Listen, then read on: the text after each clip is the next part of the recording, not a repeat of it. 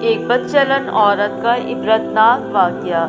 علامہ ابن جوزی اپنی کتاب میں لکھتے ہیں، ابن نجی نے ایک بااعتماد دوست کا واقعہ بیان کیا ہے کہ ایک رات میں نے خواب میں دیکھا، میرے گھر کے قریب جو قبرستان ہے، اس قبرستان کے مردے اپنی اپنی قبروں سے نکلے ہیں اور ایک جگہ اکٹھے ہو رہے ہیں، حتیٰ کہ تمام اہل قبور ایک جگہ اکٹھے ہو رہے ہیں۔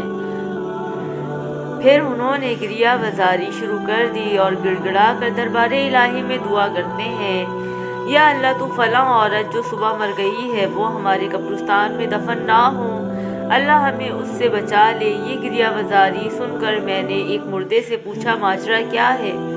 تم کیوں یہ دعا کر رہے ہو؟ اس نے بتایا، جو عورت آج مری ہے جہنمی ہے، اگر یہ ہمارے قبرستان میں دفن کر دی گئی تو ہمیں اس کا عذاب دیکھنے میں تکلیف ہوگی، اس لیے ہم گریہ وزاری کر رہے ہیں اور گڑ گڑا کر دعائیں مانگ رہے ہیں۔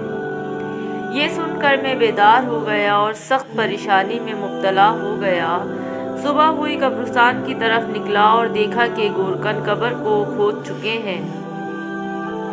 میں نے ان سے پوچھا، یہ کس کے لیے بنائی گئی ہے؟ انہوں نے بتایا، ایک مالدار تاجر کی بیوی فوت ہو گئی ہے، یہ قبر اس کے لیے کھدوائی گئی ہے۔ میں نے اس کو رات والا منظر بتا دیا۔ گورکن نے واقعہ سن کر قبر بند کر دی۔ اب میں انتظار کرنے لگا کہ کیا ہوتا ہے۔ تھوڑی دیر گزری تو چند آدمی آئے اور گورکنوں سے پوچھا، قبر تیار ہے؟ انہوں نے جواباً کہا، یہاں قبر نہیں بن سکتی کیونکہ نیچے کیچڑ ہے۔ وہ آدمی یہ سن کر دوسرے ڈیرے پر چلے گئے۔ چونکہ وہاں بھی خواب والی بات پہنچ چکی تھی، اس لیے انہوں نے بھی قبر کھودنے سے انکار کر دیا۔ پھر وہاں سے وہ آدمی کسی دوسرے قبرستان گئے اور وہاں قبر بنوائی۔ پھر وہ بیان کرتے ہیں کہ میں جنازے کی آمد کا انتظار کرنے لگا، پھر اچانک شور اٹھا کہ جنازہ آ رہا ہے۔ میں بھی جنازے کے ساتھ ہو گیا۔ جنازے کے ساتھ ایک جنب غفیر تھا۔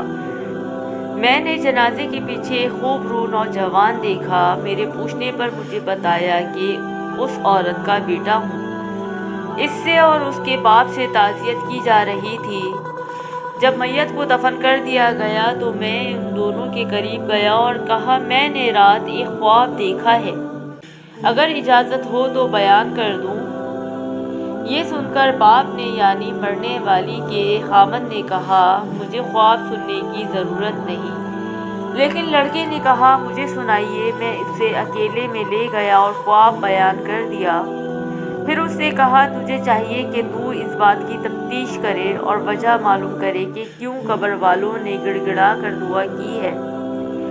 اس نوجوان نے کہا، اور تو مجھے کچھ معلوم نہیں، مگر اتنا جانتا ہوں کہ میری ماں شراب نوشی کرتی تھی اور گانے سنتی تھی، نیز دیگر عورتوں پر بہتان لگایا کرتی تھی، مگر یہ افعال اتنے سنگین نہیں کہ یہاں تک بات پہنچ جائے کہ مردے بھی یہ دعائیں کریں کہ یہ ہم میں دفن نہ ہوں۔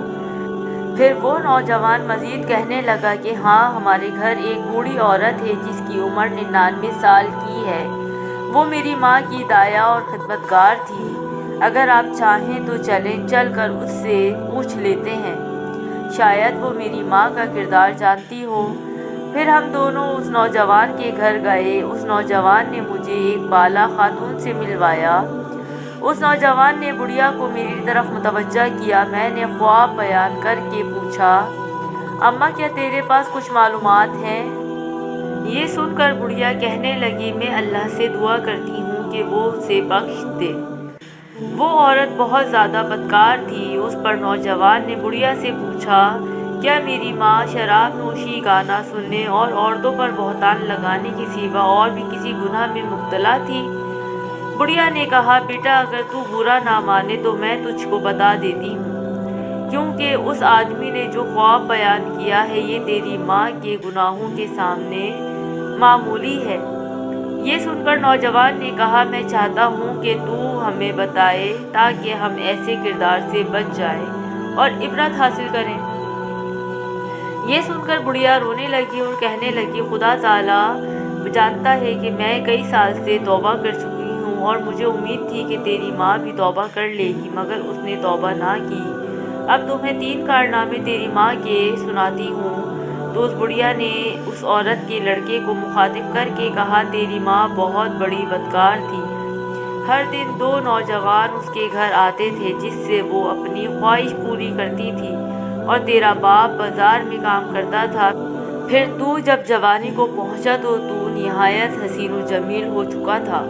میں دیکھا کرتی تھی کہ تیری ماں تیری طرف شہوت کی نظر سے دیکھا کرتی تھی، حتیٰ کہ ایک دن تیری ماں نے مجھے کہہ دیا کہ میں اپنے بیٹے پر فریفتہ ہو گئی ہوں، لہٰذا کسی طریقے سے اس کو میری طرف راغب کر۔ میں نے یہ بات سن کر تیری ماں سے کہا، بیٹی یہاں تک کیوں جاتی ہے؟ تیرے لیے اور بہت سارے نوجوان ہیں جن سے تو اپنی خواہش پوری کر سکتی ہے، لہٰذا بیٹی تو اللہ تعالیٰ سے ڈر اور اس ارادے سے باز آ جا۔ تو تیری ماں کہتی تھی، نہیں، مجھے اس کے سوا صبر نہیں۔ تو میں نے تیری ماں سے پوچھا، تو اس مقصد میں کیسے کامیاب ہو سکتی ہے؟ حالانکہ بیٹا بھی اب 9 عمری کو ہے، تو خواہ بدنام ہوگی، لہٰذا خدا کے لیے اس ارادے سے باز آ جا۔ تو تیری ماں نے مجھ سے کہا، اماں تو میری مدد کرے تو میں کامیاب ہو سکتی ہوں۔ میں نے پوچھا، کیا ہیلا کیا جائے؟ تو تیری ماں نے کہا کہ فلاں گلی کے مکان میں ایک عرضی نویس ہے، وہ رکے خط لکھ کر مردوں کو عورتوں سے ملاپ کراتا ہے اور اجرت لیتا ہے۔ تو اس کو کہہ کہ وہ میرے بیٹے کو تحریر لکھے اور نام لیے بغیر کہے کہ 1-2 شیزہ تجھ سے عشق کی حد تک محبت کرتی ہے، وہ تجھ سے فلاں جگہ فلاں وقت ملاپ چاہتی ہے۔ اس بوڑھی عورت نے کہا کہ میں نے ایسا ہی کیا، اور جب تجھے میں نے وہ خط دیا تو بھی فریفتہ ہو گیا، اور تو نے لکھ دیا کہ مجھے منظور ہے، فلاں وقت میں آ جاؤں گا۔ تو میں نے تیری ماں کو وہ خط لا کر دے دیا۔ تیری ماں نے جواب پڑھ کر کہا، اماں تم میرے بیٹے سے کہو کہ فلاں وقت فلاں جگہ آ جائے، اور تو فلاں بالا خانہ اچھی طرح تیار کر اور اس میں پھل اور خوشبو وغیرہ کا انتظام بھی کر۔ تو میرے بیٹے کو یہ بھی کہہ کہ جس عورت نے تجھے بلایا ہے وہ ابھی 2 شیزہ ہے اور روشنی پسند نہیں کرتی، بلکہ یہ کام اندھیرے میں بہتر ہے، تاکہ تمہارے والدین کو تم پر شک نہ گزرے۔ پھر میں تیرے پاس آئی تھی تو نے یہ بات مان لی اور رات کا وقت مقرر ہوا۔ میں نے تیرا جواب تیری ماں کو پہنچایا تو اس نے بہترین کپڑے پہنے اور عمدہ خوشبو لگائی، اور وہ اس بالا خانہ میں پہنچ گئی، اور پھر تو بھی پہنچ گیا۔ پھر تو وہیں سو گیا تو میں نے صبح کے وقت آ کر تجھے جگایا۔ پھر چند دنوں کے بعد تیری ماں نے مجھ سے یہ کہا کہ اماں میں اپنے بیٹے سے حاملہ ہو گئی ہوں، اب میں کیا کروں؟ تو میں نے کہا، مجھے تو کچھ سمجھ نہیں آ رہی کہ تو کیا کرے، لیکن تیری ماں کسی ہیلے بہانے سے تجھ سے اپنی خواہش کرتی رہی، حالانکہ ولادت کا وقت قریب آ گیا۔ تو تیری ماں نے تیرے باپ سے کہا کہ میں بیمار ہوں، میں چاہتی ہوں کہ کچھ دن اپنی ماں کے پاس رہ آؤں۔ تو تیرے باپ نے اجازت دے دی۔ پھر میں اور تیری ماں تیری نانی کے گھر چلے گئے، وہاں ہم نے ایک کمرے میں رہائش رکھ لی، اور جب ولادت کا وقت آیا تو میں ایک دائی کو بلا کر لائی۔ تو تیری ماں کے ہاں ایک بچہ پیدا ہوا جسے تیری ماں نے مار دیا، اور پھر ہم نے وہ بچہ دفن کر دیا۔ ابھی کچھ دن ہی گزرے تھے کہ تیری ماں نے مجھ سے کہا، اب پھر میں اپنے بیٹے سے خواہش پوری کرنا چاہتی ہوں۔ تو میں نے کہا، بیٹی جو کچھ ہو چکا تیرے لیے کافی نہیں؟ تو تیری ماں نے کہا، مجھے صبر نہیں ہے، اور پھر اسی طرح یہ سلسلہ شروع ہو گیا۔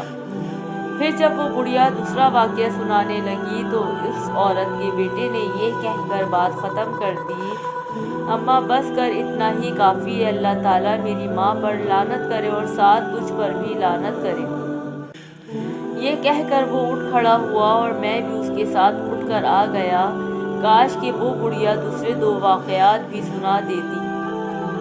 سبق: اس واقعے سے ہمیں یہ سبق ملتا ہے کہ اندازہ کیجیے جب انسان کی شرم و حیا ختم ہو جائے تو وہ کس قدر پستی میں چلا جاتا ہے۔ ہمیں چاہیے کہ اس واقعے سے سبق حاصل کریں اور اللہ تعالیٰ سے پناہ مانگیں۔ اللہ تعالیٰ ہماری حفاظت فرمائے، آمین۔